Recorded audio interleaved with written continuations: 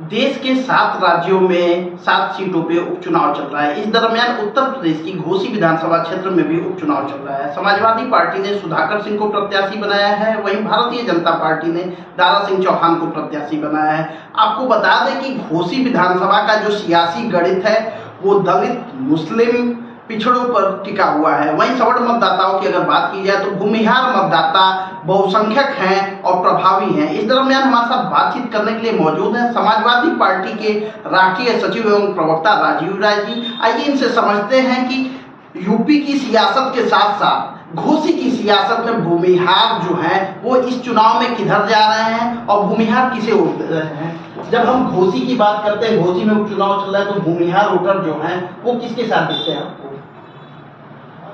घोसी की पूरी जनता इंक्लूडिंग भूमिहार ये चुनाव लड़ रही है उन तत्वों के खिलाफ जो जनता को बार बार ठगने का काम करते हैं, पार्टियों को ठगने का काम करते हैं, लोकतंत्र में विश्वास रखने वाले को धोखा देने का काम करते हैं।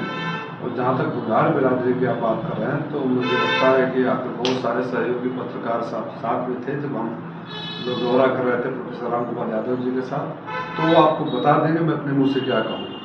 80% से ज़्यादा भूमिहार और घोसी की जनता उस ठग को बाहर खदेड़ने के लिए तैयार बैठी है जो बार बार उनको ठगता रहा है।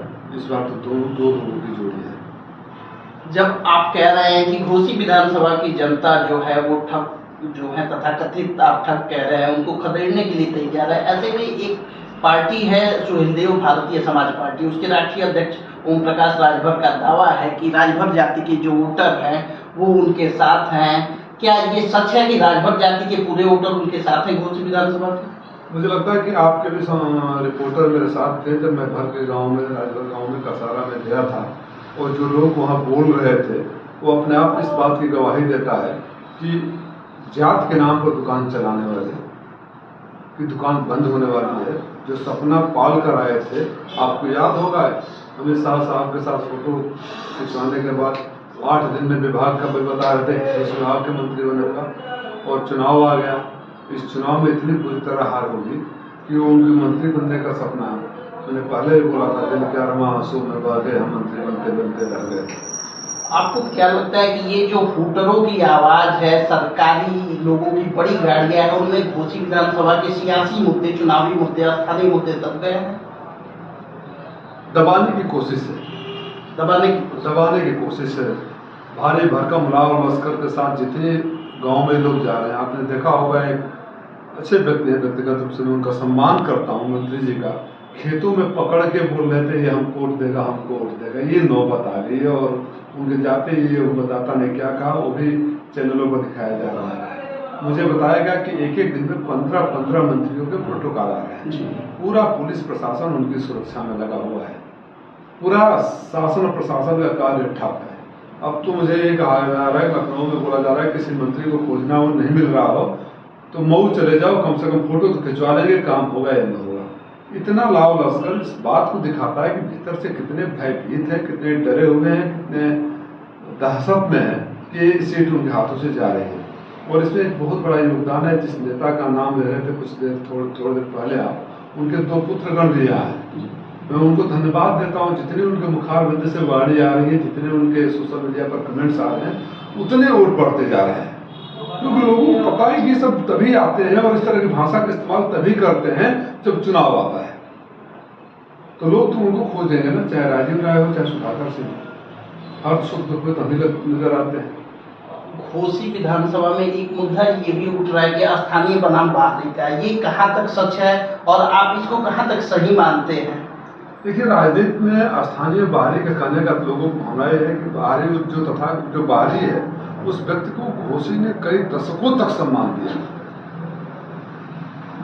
आप अगर कहीं राजनीति करते हैं, उसे कर्मस्थली चुनते हैं, तो वहाँ के जमीन के प्रति, वहाँ के लोगों के प्रति, वहाँ के आबो हवा के प्रति, वहाँ के नमक के प्रति आप वफादार रहिए कि कोई दुख कोई मुसीबत आए तो बेटा भाई नजर आए ना, जनप्रतिनिधि जरूर आए। लेकिन ये व्यक्ति लगातार यहाँ से चुनता जा, सांसद, विधायक, मंत्री, हर सम्मान से यहाँ के लोगों ने नवाजा है।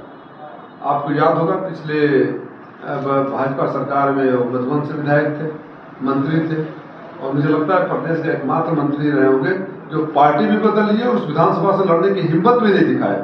वो कह रहे थे, मैंने एक चैनल पर सुना कि बहुत विकास किए। अरे इतनी विकास किए थे तो वहीं से लड़ने की क्यों नहीं आप सोचा? हम तो टिकट दे रहे थे, मैंने उनसे बोला था आप मधुबन से लड़ जाओ। नहीं, मैं मधुबन से हार जाऊंगा, घोष लिया है, क्योंकि जातीय समीकरण देख रहे थे। तो तब जो जातीय समीकरण जिता दिया, अभी जातीय समीकरण को हराएगा।